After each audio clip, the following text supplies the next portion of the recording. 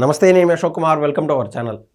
నిన్నైతే హైకోర్టులో కొన్ని వాదనలు అంటూ జరిగినాయి. దేనికి సంబంధించి చెవిరెడ్డి భాస్కర్ రెడ్డి ఎవరైతే చంద్రగిరి మాజీ ఎమ్మెల్యే ఉన్నాడో ఆయన నేను జైల్లో ఉన్నాను, ఎంత భిన్నా బయటకు వస్తే అంత బాగుంటుందని చెప్పి ఆయన లాయర్ల ద్వారా ప్రతిసారి వారానికి ఒకసారి హైకోర్టులో పిటిషన్ వేస్తూ వస్తున్నాడు. బెయిల్ కావాల్సిందే, బెయిల్ కావాల్సిందే, బెయిల్ కావాల్సిందే అని చెప్పి. ఈ క్రమంలో ప్రభుత్వం తరపున సీనియర్ న్యాయవాది అయినటువంటి సిద్ధార్థ్ త్రిలోత్రా గారు ఈయనకు బెయిల్ ఎందుకు ఇవ్వకూడదు అనేటువంటి దానిపైన వాదనలు వినిపించాడు. అసలు దీంట్లో వాస్తవాలు ఏమున్నాయి ఖచ్చితంగా విశ్లేషించే ప్రయత్నం చేద్దాము. అసలు జరిగినటువంటి విషయం చూడండి. ఆధారాలు లభించాకే చెవిరెడ్డిపై కేసు, మద్యం లంచాల సొమ్ము నిల్వ తరలింపులో కీలక పాత్ర, హైకోర్టులో సిఐడి వాదనలో తీర్పు రిజర్వ్. ఇది జరిగినటువంటి విషయం.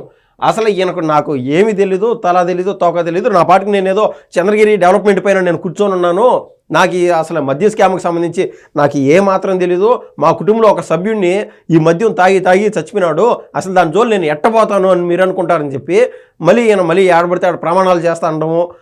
దాన్ని దాటి సామధాన వేద దండోపాయ అంటారు కదా, ఆ రకాన సిఐడి ఆఫీసర్లపైనే, సిట్ ఆఫీసర్లపైనే గతంలో చెవిరెడ్డి భాస్కర్ రెడ్డి చేసినటువంటి కొన్ని వ్యాఖ్యలు, నేను భవిష్యత్తులో జగన్మోహన్ రెడ్డి గారు ముఖ్యమంత్రి అయిన తర్వాత మీ ఆఫీస్ ముందులే నేను ఇల్లు కొనుక్కుంటా, ఒకవేళ అపార్ట్మెంట్ వాళ్ళు ఇచ్చినా ఇవ్వకుండా కూడా వాళ్ళని బెదిరించైనా సరే ఆడ అపార్ట్మెంట్లు తీసుకొని ఎప్పుడు మీ కార్యాలయం ముందులనే ఉంటాను, మీకు జరగాల్సినటువంటి శాస్తి నేను చేస్తాననే విధంగా ఈయన వ్యాఖ్యలు చేయడం జరిగింది. దాన్ని బట్టి ఈయన గతంలో అధికారం లేనప్పుడు ఈ మాత్రం అంటే అధికారం ఉన్నప్పుడు ఏ మేరకు దౌర్జన్యాలు చేసింటాడు, ఏ మేరకు రౌడీయిజం చేసింటాడని చెప్పి ఈ రోజున సగటు ప్రజలు అనుకుంటానే ఉన్నారు. ఇవాళ ఇప్పుడు క్లారిటీగా ఏం చెప్పారంటే మద్యం లంచాల సొమ్ముని నిల్వ చేసింది ఈయనే, తరలింపులో కూడా కీలక పాత్ర ఈయనే.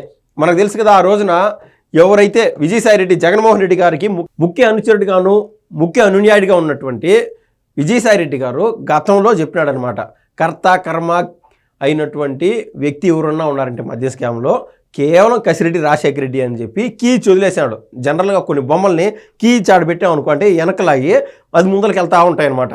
కావాలనే ఎవరైతే చెవిరెడ్డి భాస్కర్ రెడ్డి కావచ్చు, లేకపోతే జగన్మోహన్ రెడ్డి గారికి అత్యంత సన్నిహితులుగా మిగిలినటువంటి ధనుంజయ రెడ్డి కావచ్చు, కృష్ణమోహన్ రెడ్డి కావచ్చు, ఇలాంటి వాళ్ళందరూ కలిసి విజయసాయి రెడ్డిని జగన్మోహన్ రెడ్డి గారి నుంచి దూరం చేశారు అనేటువంటి ఒక బాధ, ఒక క్షోభతో ఖచ్చితంగా ఈ సర్కిల్లో వీళ్ళందరూ ఉన్నారు. వీళ్ళు చేసినటువంటి పని A to Z ఈయనకు తెలిసినందున కావాలనే కింగ్ పిన్గా ఉన్నటువంటి కసిరెడ్డి రాజశేఖర రెడ్డి పేరు చెప్పి వదిలాడనమాట విజయసాయి రెడ్డి. తద్వారా సిట్ విచారణ మరింత ఊపందుకునింది. ఆ క్రమంలోనే చెవిరెడ్డి భాస్కర్ రెడ్డి యొక్క పాత్ర తేటతెల్లమైనట్టు కనిపించింది. అసలు ఏ తప్పు చేయనప్పుడు చెవిరెడ్డి భాస్కర్ రెడ్డి అనేటువంటి వ్యక్తి అసలు ఈయన గతంలో చూసాం, బెంగళూరు పోయి అక్కడి నుంచి పారిపోవడానికి ప్రయత్నం చేశాడు శ్రీలంకకి. ఆడ పారిపోవడానికి ఎందుకు ప్రయత్నం చేశాడు, అసలు ఆయన పైన నోటీసులు ఉన్నందున ఎందుకు ప్రయత్నం చేయాల్సి వచ్చింది అంటే క్లారిటీగా అర్థమైపోతుంది ఈయన తప్పు చేసినాడని చెప్పి. ఒకవేళ ఈయన తప్పు చేయకుండా ఎత్తుకొని జైల్లో పెట్టడానికి వైసీపీలో ఇప్పటికీ ఎంతమంది పెద్ద నాయకులు లేరు. ఒకవేళ ప్రజాక్షేత్రంలో ఇంత బలం ఉండే నాయకులు కొంతమంది ఉన్నారు కదా, వాళ్ళని ఎత్తుకొని జైల్లో వేయడానికి ఒకవేళ ఈ కూటమి ప్రభుత్వంకి ఏమైనా చేత కాదనుకుంటున్నారా? ప్రశ్నే లేదు అక్కడ. తప్పు చేయని వాళ్ళు ఎవరు జైలుకు వారు, తప్పు చేయని వాళ్ళు ఎవరు శిక్షార్హులు కారు, వాళ్ళపైన విచారణ ఖచ్చితంగా జరగవు. చెవిరెడ్డి భాస్కర్ రెడ్డి తప్పు చేశాడు కాబట్టి ఆయన ఈరోజు విచారణలో ఉన్నాడు. ఇందులో భాగంగా ఈరోజు జైల్లో ఉన్నాడనమాట. ఈరోజు జైల్లో ఉన్నాడని చెప్పి కొంతమంది ఆడ బాధపడతా వాపోతూ ఉన్నారనమాట వైసీపీకి సంబంధించినటువంటి కొంతమంది కార్యకర్తలు, మరీ ముఖ్యంగా చెవిరెడ్డి భాస్కర్ రెడ్డి ముఖ్య అనుచరులు. అయితే గతంలో 33,000 నుంచి 38,000 పైచిలుకు మంది యొక్క ప్రాణాలు లాక్కున్నటువంటి రక్త పిపాసుతో డబ్బుల రూపంలో దండుకున్నటువంటి చెవిరెడ్డి భాస్కర్ రెడ్డి లాంటి వాళ్ళు ఈరోజు జైల్లో ఉండడమా కరెక్టా కాదా మీరు ఖచ్చితంగా కామెంట్ రూపంలో తెలియజేయండి. ఆ రోజున ఒక్క కేసు మద్యానికి, ప్రతి ఒక్క కేసు మద్యం పైన దాదాపు 300 రూపాయలు లాగేసినారు. అంటే ఒక్కొక్క ఏదైతే అవుట్లెట్ ఉంటుందో దాని నుంచి ఎన్ని వేల కేసులు వెళ్తూ ఉంటాయి, రాష్ట్ర వ్యాప్తంగా ఎన్ని లక్షల అవుట్లెట్లలో ఎన్ని కేసులు వెళ్తూ ఉంటాయి ఈ మద్య షాపుల్లో, ప్రతి దానిపైన ఎవరైతే పర్మిషన్లు ఇచ్చినారో కొంతమంది మీరు మాత్రమే మా రాష్ట్రంలో అమ్ముకోండి, కానీ మీరు అమ్ముకునే ముందు మీ బాటల్లో ఆ యొక్క మద్యం దుకాణాలకు వెళ్లే ముందు ప్రతి ఒక్క కేసు మద్యం పైన మాకు ఇంత డబ్బు అనావిషయాలుగా చేకూర్చాల్సిందే. అంటే ఇప్పుడు కాలం మారిపోయింది, ప్రతి ఒక్కరు డబ్బులు కావాలనేటువంటి ఆరాటంలో స్పీడ్లో ప్రతి దాన్ని ఒక ఏది నార్మ్స్ ఏవైతే ఉంటాయో వాటిని ఓవర్లాప్ చేసి మళ్ళీ ముందుకెళ్తున్నారు. ఈ క్రమంలో సరే మేము డబ్బులు ఇస్తాంలే అని చెప్పి ఆ రోజు ఉన్నటువంటి ప్రభుత్వ పెద్దలతో, మరీ ముఖ్యంగా చెవిరెడ్డి భాస్కర్ రెడ్డి లాంటి వాళ్ళు మీడియంగా ఎవరైతే వ్యవహరించారో వాళ్ళతో లాలూచిపడి మేము డబ్బులు ఇస్తామని చెప్పి ఆ రోజున ఎవరైతే ఈ మద్యం తయారు చేసేటువంటి డిస్టిలరీస్ ఉంటారో వాళ్ళ ద్వారా కొన్ని లక్షలు ప్రతిరోజు డబ్బులు దండుకుంటూ వచ్చారు. ఒకరోజు లక్షలు అనే మాట నేను పొరపాటుని చెప్తా ఉంటానేమో. అంటే ఒక్కొక్క రోజుకి దాదాపు ఈ లక్షలన్నీ పోగేసి 2 కోట్ల రూపాయలు అయ్యేది. అంటే నెలకి 60 కోట్ల నుంచి 70 కోట్ల రూపాయలు అన్అఫిషియల్గా లాగేసేవాళ్ళు, అన్అఫిషియల్గా తినేసేవాళ్ళు. ఈ ప్రభుత్వం ఎవరికైతే డిస్టిలరీస్ వారికి పర్మిషన్ ఇచ్చింటుందో వాళ్ళ దగ్గర నుంచి. అంటే కంటికి కనిపిస్తుంది ఇక్కడ క్విడ్ ప్రోకో అనే ఒక వ్యవహారం జరిగింది. నేను మీకు ఇది ఇస్తాను, అయితే ప్రభుత్వం ద్వారా మీకు లబ్ధి చేకూరుతుంది కాబట్టి అన్అఫిషియల్గా ప్రభుత్వంతో సంబంధం లేకుండా ఈ ప్రభుత్వంలో కీలకంగా వ్యవహరించేటువంటి మాకు మీకు పర్మిషన్ ఇచ్చాం కాబట్టి మీరు డబ్బులు ఇవ్వండి అని చెప్పి ఇదొక ఎత్తు. ఇంకా ప్రభుత్వం తరఫున డబ్బులు దొనుకోవడానికి ఆ రోజున ఈ కేవలం 100 రూపాయలు విలువ చేసేటువంటి మద్యాన్ని ఏకంగా 400 రూపాయలు, ఒక 18 రూపాయలు చేసే మద్యాన్ని 100 రూపాయలు ఆ రకాన్ని అమ్మేసి గోల్డ్ మెడల్ అంట, పవర్ స్టార్ అంట, లేకుండా ఉంటే ఇంకే సిల్వర్ మెడల్లో పెట్టారో, బూమ్ అని పెట్టారో, ఇలా రకరకాల పేర్లు, ఎప్పుడు విన్నటువంటి పేర్లు, దేశ స్థాయిలో ఎక్కడ విన్నటువంటి పేర్లు అవన్నీ కొత్త లేబుల్స్ వేసి తాగితే దాగండి సచ్చేసావండి అని చెప్పి. అంటే కేవలం ఒకరోజు సాయంత్రము పొద్దున్న నుంచి సాయంత్రం దాకా బండిడు కష్టం చేసి ఇంటికి పోయి ఆ ఒళ్ళొప్పులు తట్టుకోలేక ఏదైనా క్వార్టర్ పాడు ఏదైనా మద్యం తాగేటువంటి కొంతమంది వ్యక్తులు ఉంటారు, పనిచేసేటువంటి వాళ్ళు కావచ్చు, లేదా ప్రెజర్స్లో ఉండేవాళ్ళు కావచ్చు, ఇటువంటి వాళ్ళు తాగాలనుకుంటే ఇంకా తప్పదు, సాగు తప్పి కన్నులు ఒట్టమన్నట్టు ఆ మద్యాన్నే జగన్మోహన్ రెడ్డి అమ్మేటువంటి మద్యాన్నే తాగి చచ్చిపోయిన వాళ్ళు ఎంతమందో. ఇటువంటి బాధ, వాళ్ళు అనుభవించినటువంటి ఆ యొక్క నరకయాతన ఖచ్చితంగా ఈ రోజున చెవిరెడ్డి భాస్కర్ రెడ్డి లాంటి వాళ్ళు ఖచ్చితంగా అనుభవిస్తున్నారని మనమైతే స్పష్టంగా చెప్పొచ్చు. మద్యం కుంభకోణంతో సంబంధం ఉన్నట్లు ఆధారాలు లభించిన తర్వాతే వైకాపా నేత చెవిరెడ్డి భాస్కర్ రెడ్డి ప్రస్తుతం అక్యూషన్ నెంబర్ A38గా ఉన్నాడు. అతను ఈ కేసులో నిందితుడిగా చేర్చామని చెప్పి సిఐడి తరఫున సీనియర్ న్యాయవాది అయినటువంటి సిద్ధార్థ లూత్రా గారు సోమవారం హైకోర్టులో వాదనలు వినిపించారు. ఈ కేసు నమోదు చేసిన వెంటనే ఆయన్ను నిందితుడిగా చేర్చలేదన్నారు. రాజకీయ ప్రతీకారంతో కేసులో ఇరికించారన్న చెవిరెడ్డి వాదనలో వాస్తవమే లేదని అయితే ఆయన అయితే చెప్పినారు. ఇంకా స్పష్టంగా చెప్పాలంటే ఎప్పుడైతే కేసులో ఈయనున్నాడు, చెవిరెడ్డి భాస్కర్ రెడ్డి ఉన్నాడు అని చెప్పి కేసు నమోదు చేసి చేయగానారో సాయంత్రానికి మేము అరెస్ట్ చేయాల, తీసుకొని వచ్చి 2 సార్లు విచారణకు పిలిచిన తర్వాతే ఆయన అరెస్ట్ చేశారు. ఎందుకంటే ఆయన పాత్ర స్పష్టంగా ఉండదని చెప్పి ఎవరు మర్చిపోవాలనేటువంటి కొన్ని విషయాలు. ఈయన గతంలో తుడా చైర్మన్గా పెట్టారనమాట. ఈయన కొడుకు అయినటువంటి మోహిత్ రెడ్డి లాంటి వాళ్ళని తుడా చైర్మన్గా పెడితే ఆ వాహనాల్లో కూడా ఏది తిరుపతి అర్బన్ డెవలప్మెంట్కి సంబంధించినటువంటి ఆ సంస్థలో ఆ వాహనాలు ఎప్పుడైతే గవర్నమెంట్ ఆ నుంచి వస్తున్నాయో ఆ వాహనాలు కూడా మద్యానికి వాడేశారు. ఇక్కడ నుంచి తెలంగాణకు పోతాయి, తెలంగాణ నుంచి వేరే చోటకు పోతాయి, ఇష్టానుసారం వాడేశారు. ఆ తిరుపతి అర్బన్ డెవలప్మెంట్కి సంబంధించి ఆ యొక్క కార్యకలాపాలు ఏదో జరిపినవో ఆ డెవలప్మెంట్ చూసుకోవడం అంటే ఆ వాహనాలు విపరీతంగా వాడేశారంటే దాన్ని బట్టి అర్థమవుతుంది. ఒక రోజు 8 కోట్ల రూపాయలు ఆ ఎలక్షన్స్ దగ్గరగా ఉన్నటువంటి సమయంలో పట్టుబడితే ఆ డబ్బులు నాది కాదు అని చెప్పి ఈయన కొత్త విషయానికి తెరలేపినాడు అనమాట, కొత్త డ్రామాకి. కానీ ఆ డబ్బులు ఊరికే వదులుకోలేక ఏం చేశాడంటే ఈయనకి అత్యంత సన్నిహితుడిగా ఉన్నటువంటి ఒక గోల్డ్ షాప్ ఓనర్ని పంపించి ఆ డబ్బులు నాయే మాకు ఇచ్చేయండి అని చెప్పి అడిగినాడు పోలీసుల్ని. ఆ పోలీసు వాళ్ళు ఏం చేశారు, నీ డబ్బులు అనడానికి ప్రూఫ్ ఏంది, ఎక్కడి నుంచి వచ్చాయి ఆ డబ్బులు, ఎట్టొచ్చాయి, అసలు తుడా వాహనంలోకి ఎట్టొచ్చినాయని చెప్పి విచారణ చేయడం మొదలు పెడితే సరే మళ్ళీ వస్తానని చెప్పి పోయి ఈ రోజుకి ఆ మనిషి స్థితి లేదు, గతి లేదు. ఆ 8 కోట్లు పోతే పోయినాలే అని చెప్పి ఎందుకులే కుర్తిలో పడినటువంటి ఎలుగు మాదిరి ఎందుకు తయారైపోవాలా, డబ్బులు రాకపోగా కేసులు నమోదవుతాయి, ఎందుకైనా మంచిది, చెంప దెబ్బ గోడ దెబ్బ రెండింటించి తప్పించుకోవచ్చు అని చెప్పి ఆయన విచారణకు దూరంగా ఎక్కడో ఏ రాష్ట్రానికో పారిపోయినాడు. ఈ రకంగా ప్రతి ఒక్క వ్యవహారంలో ఇన్వాల్వ్ అయిపోయినారు. ఇంకా పూర్తిగా వీడియో చూసే ప్రయత్నం చేయండి. ఒక బేసిక్ లాజిక్ మీకు కనిపిస్తుంది. చెవిరెడ్డి భాస్కర్ రెడ్డి దీంట్లో ఎంత క్రియాశీలకంగా పనిచేశాడు, ఏ విధంగా తుడా వాహనాలను వాడినాడు అనే దానిపైన ఖచ్చితంగా ఇప్పుడున్నటువంటి సిఐడి వారు కావచ్చు, సిటీ వారు కావచ్చు, దీంట్లో జరిగినటువంటి తప్పులు బయటపెట్టేటువంటి ప్రయత్నం చేశారు. మద్యం లంచాల సొమ్మును దాచి రాష్ట్రంలోని వివిధ ప్రాంతాలకు తరలించడంలో చెవిరెడ్డి భాస్కర్ రెడ్డి కీలక పాత్ర పోషించారు.